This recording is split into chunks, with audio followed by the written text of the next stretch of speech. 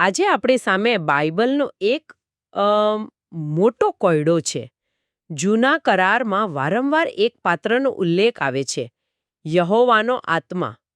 આ આત્મા શમશોન જેવા યોદ્ધાઓ પર આવે છે, એમને અસાધારણ શક્તિ આપે છે, પ્રબોધકોને ભવિષ્યવાણી કરવા પ્રેરે છે, અને સૃષ્ટિની શરૂઆતમાં તો પાણી પર મંડરાતો હતો. પણ આ છે કોણ?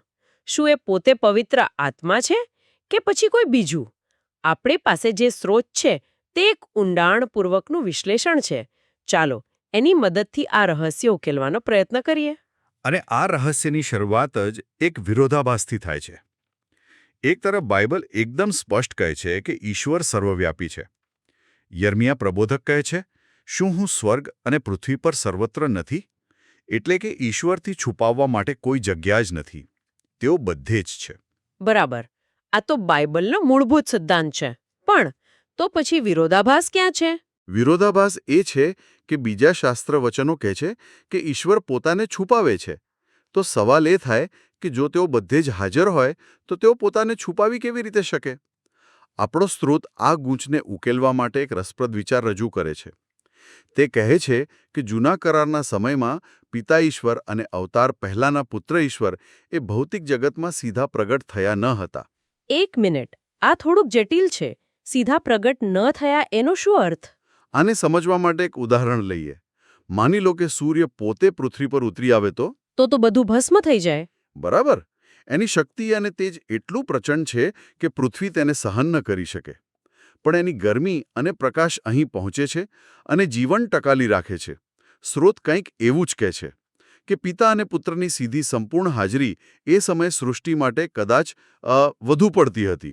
એટલે પવિત્ર આત્મા એક માધ્યમ તરીકે અથવા એમ કહીએ કે મુખ્ય સંચાલક તરીકે ભૌતિક જગતમાં કામ કરી રહ્યા હતા, સૃષ્ટિને ટકાવી રાખતા હતા. વાહ! આ ઉદાહરણથી વાત એકદમ સ્પષ્ટ થઈ. તો જૂના કરારમાં ઈશ્વરની હાજરીનો અનુભવ મુખ્યત્વે પવિત્ર આત્મા દ્વારા થતો હતો. પણ અહીંથી જ વાત વધુ રસપ્રદ બને છે. કારણ કે નવા કરારમાં પવિત્ર આત્માની ભૂમિકા બદલાઈ જાય છે, ખરું ને? બિલકુલ. અને આ ફેરફાર જ આખા કોયડાની ચાવી છે. યોહાન અને કોરિન્થીના પત્રો પ્રમાણે નવા કરારમાં જ્યારે કોઈ વ્યક્તિ ઈસુ ખ્રિસ્તમાં વિશ્વાસ કરે છે અને એના પાપોની માફી થાય છે, ત્યારે પવિત્ર આત્મા તે વ્યક્તિની અંદર આવીને નિવાસ કરે છે. પાઉલ એને ઈશ્વરનું મંદિર કહે છે. અંદર નિવાસ કરે છે. હા, આ એક કાયમી આંતરિક પરિવર્તન છે. એક મિનિટ. આ પર આવવું અને અંદર નિવાસ કરવું, આ બંને વચ્ચેનો વ્યવહારિક તફાવત શું છે? શું એ એવું છે કે કોઈના પર એક શક્તિશાળી જેકેટ પહેરાવવું જે કામ પૂરતું શક્તિ આપે અને પછી ઉતારી લેવાય, અને બીજી બાજુ કોઈના લોહીમાં જ શક્તિ ભેળવી દેવી જે એનો ભાગ બની જાય? તમે જે રીતે સમજાવ્યું એ એકદમ સચોટ છે. બહુ સરસ ઉદાહરણ છે. જૂના કરારમાં આત્મા લોકો પર આવતા હતા, કોઈ ચોક્કસ કાર્ય માટે, કામચલાઉ રીતે. શમશોનને શક્તિ આપવા, ગિદિયોનને યુદ્ધ જીતવા, પ્રબોધકોને સંદેશો આપવા. એક પ્રકારનું બાહ્ય સશક્તિકરણ હતું. પણ ક્રોસ પર પાપોની સંપૂર્ણ માફી શક્ય બન્યા પછી જ પવિત્ર આત્માનો અંદર આવીને નિવાસ કરવો, એટલે કે આંતરિક પરિવર્તન શક્ય બન્યું. ઓકે.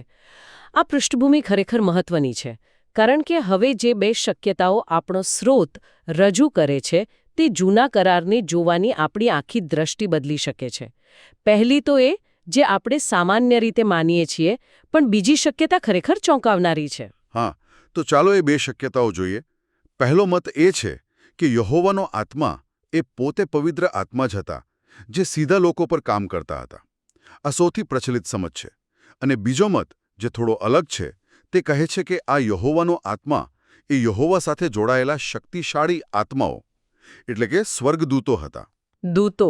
હા, જેમને ઈશ્વરના નામે અને એમની સત્તા હેઠળ ચોક્કસ કાર્યો માટે મોકલવામાં આવતા હતા. આ તો ખરેખર અલગ વિચાર છે.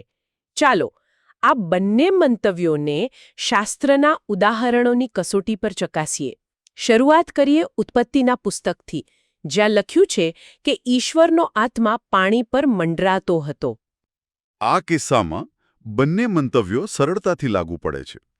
પહેલા મત મુજબ પવિત્ર આત્મા પોતે જ સૃષ્ટિની રક્ષા કરી રહ્યા હતા. પેલી અંધાધૂંધી પર નજર રાખી રહ્યા હતા. અને બીજા મત મુજબ ઈશ્વરે પોતાના શક્તિશાળી દૂતોને આદેશ આપ્યો હતો કે તેઓ સૃષ્ટિની દેખરેખ રાખે. અહીં કોઈ સ્પષ્ટ નિર્ણય લઈ શકાતો નથી. ચાલો તો પછી એવા પાત્રો પર જઈએ જ્યાં આત્માનું કાર્ય વધુ સ્પષ્ટ છે, જેમ કે શમશોન. બાઇબલ કહે છે કે યહોવાનો આત્મા તેના પર જોરથી આવ્યો અને તેણે ગધેડાના જડબાથી 1000 લોકોને મારી નાખ્યા. આટલી જબરજસ્ત શક્તિ, શું આ પવિત્ર આત્માનું સીધું કાર્ય ન હતું? આ પણ એક એવો કિસ્સો છે જ્યાં બંને શક્યતાઓ છે. પહેલો મત કહે છે કે હા, પવિત્ર આત્માએ શમશોનને ક્ષણિક રીતે અલૌકિક શક્તિ આપી. પણ બીજો મત કહે છે કે કદાચ ઈશ્વરે એક યોદ્ધા દૂતને શમશોનને સશક્ત કરવા મોકલ્યો હતો. બંને કિસ્સામાં શક્તિનો સ્ત્રોત તો ઈશ્વર જ છે, પણ માધ્યમ અલગ હોઈ શકે છે. અહીં મહત્વની વાત એ છે કે શમશોનના ચારિત્ર્યમાં કોઈ મોટો સુધારો નહોતો થયો. તેને ફક્ત શારીરિક શક્તિ મળી હતી, જે તમારા જેકેટ પહેરાવવાવાળા ઉદાહરણને વધુ સમર્થન આપે છે. પણ હવે એક એવા કિસ્સા પર આવીએ જે ખરેખર ગૂંચવણભર્યો છે. સ્ત્રોત બલામ નામના એક પ્રબોધકનો ઉલ્લેખ કરે છે. આ માણસ પૈસાનો લાલચુ હતો. ઈશ્વરના લોકો ઇઝરાયલને શ્રાપ આપવા માટે ભાડે રાખવામાં આવ્યો હતો. છતાં બાઇબલ કહે છે કે તેના પર પણ ઈશ્વરનો આત્મા આવ્યો. આ કેવી રીતે શક્ય બને? સંપૂર્ણપણે પવિત્ર એવા આત્મા કોઈ પાપી, લાલચુ અને ઈશ્વરની વિરુદ્ધ કામ કરતા વ્યક્તિ પર કેવી રીતે આવી શકે? આ વાત મને ખૂબ જ અટપટી લાગે છે. તમે બરાબર એ જ મુદ્દા પર આવ્યા છો જે બીજા મત માટેનો સૌથી મજબૂત તર્ક છે. સ્રોત સૂચવે છે કે પવિત્ર આત્મા, જેમને સત્યનો આત્મા કહેવામાં આવે છે, તે બલામ જેવા લોભી અને કપટી વ્યક્તિ સાથે સીધા જોડાય તે ધર્મશાસ્ત્રીય દ્રષ્ટિએ એમ કે લગભગ અશક્ય લાગે છે. પવિત્રતા અને પાપનું મિશ્રણ ન થઈ શકે. તો પછી બીજા મત મુજબ ત્યાં શું થયું હતું? બીજા મત મુજબ અહીં ઈશ્વરનો આત્મા એ પવિત્ર આત્મા નહોતા, પણ ઈશ્વર દ્વારા મોકલવામાં આવેલો એક શક્તિશાળી દૂત હતો. અને તે દૂતનું કામ બહુ સ્પષ્ટ હતું. બલામને એની ઈચ્છા વિરુદ્ધ જઈને ઇઝરાયલને આશીર્વાદ આપવા માટે મજબૂર કરવો. એટલે દૂતે બલામનો ઉપયોગ ફક્ત એક માઇક્રોફોન તરીકે કર્યો, જેના દ્વારા ઈશ્વરનો સંદેશ બોલાવવામાં આવ્યો. દૂતને બલામના ચારિત્ર્ય સાથે કોઈ લેવાદેવા ન હતી, ફક્ત કાર્ય પૂરું કરવાનું હતું. ઓહ, આ દૃષ્ટિકોણથી બલામની ઘટના સમજવી ખૂબ સરળ બની જાય છે. હા. અને આ જ તર્ક રાજા શાઉલના કિસ્સામાં પણ બરાબર બંધ બેસે છે, નહીં? જ્યારે શાઉલે ઈશ્વરની આજ્ઞા તોડી, ત્યારે લખ્યું છે કે યહોવાનો આત્મા તેના પરથી જતો રહ્યો અને યહોવા તરફથી એક દુષ્ટ આત્મા તેને પરેશાન કરવા લાગ્યો. બિલકુલ. જો આપણે માનીએ કે આત્માઓ એ ઈશ્વરના એજન્ટ છે, જેમને ચોક્કસ કાર્યો માટે મોકલી શકાય છે, તો આ ઘટના બહુ સ્પષ્ટ થઈ જાય છે. ઈશ્વરે પોતાનો આશીર્વાદરૂપી આત્મા, એટલે કે દૂત, પાછો ખેંચી લીધો અને શાઉલને તેના પાપની સજા રૂપે શિસ્ત આપવા માટે એક કષ્ટદાયક આત્માને પરવાનગી આપી. આ બતાવે છે કે આત્મા શબ્દનો ઉપયોગ જૂના કરારમાં ખૂબ વ્યાપક અર્થમાં થતો હતો. એ હંમેશા પવિત્ર આત્મા માટે જ નહોતો વપરાતો. ઠીક છે, આ ઉદાહરણો દૂતોવાળા મતને ઘણું વજન આપે છે. પણ જે પ્રબોધકોએ બાઇબલ લખ્યું તેમના વિશે શું? પિતરના પહેલા પત્રમાં સ્પષ્ટ લખ્યું છે કે તેઓ ખ્રિસ્તના આત્મા દ્વારા પ્રેરિત થયા હતા. મને હંમેશા એમ શીખવવામાં આવ્યું છે કે પવિત્ર આત્માએ સીધું શાસ્ત્ર લખાવ્યું છે. જો આપણે માનીએ કે તે દૂતો હતા, તો શું તેનાથી બાઇબલની દૈવી પ્રેરણાના સિદ્ધાંત પર કોઈ અસર નથી થતી? આ એક ખૂબ જ મહત્વપૂર્ણ અને વાજબી પ્રશ્ન છે. અને અહીં પણ સ્ત્રોત બંને બાજુ રજૂ કરે છે. પહેલો અને વધુ પ્રચલિત મત એ જ કહે છે કે ખ્રિસ્તનો આત્મા એ પવિત્ર આત્મા જ છે અને એમણે જ પ્રબોધકોના મનમાં સીધા જ ઈશ્વરના વચનો મૂક્યા. આમાં કોઈ શંકા નથી કે આ એક મજબૂત દલીલ છે.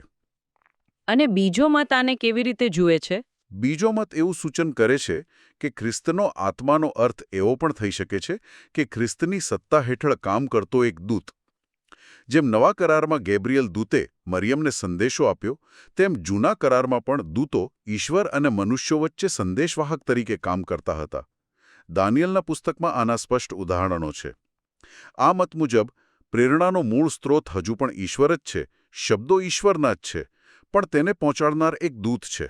એટલે એનાથી દૈવી પ્રેરણાના સિદ્ધાંત પર કોઈ આંચ નથી આવતી? બિલકુલ નહીં. એટલે કે એવું કહેવા જેવું થયું કે પત્ર કોણે લખ્યો એ મહત્વનું છે, ટપાલી કોણ હતો એ નહીં.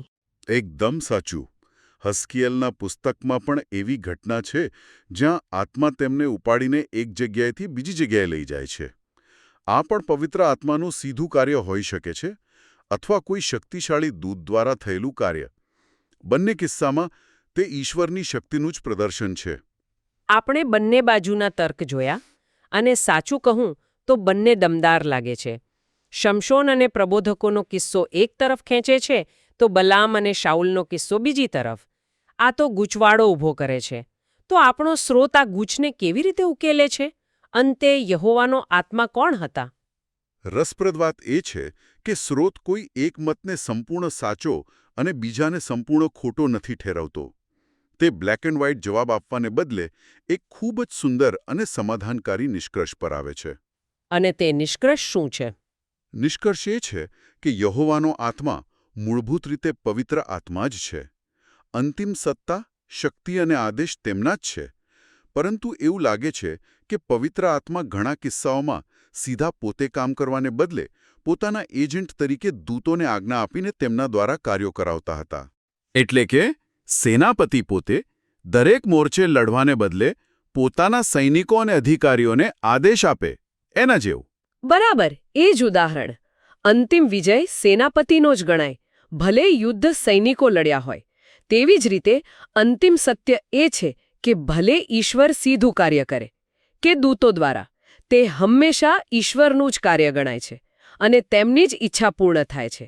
કેમ કે દૂતોનું અસ્તિત્વ, એમની શક્તિ અને એમનો અધિકાર બધું જ ઈશ્વર પર નિર્ભર છે. તેઓ ફક્ત ઈશ્વરના સેવકો છે. આ ખરેખર એક ગહન વિચાર છે.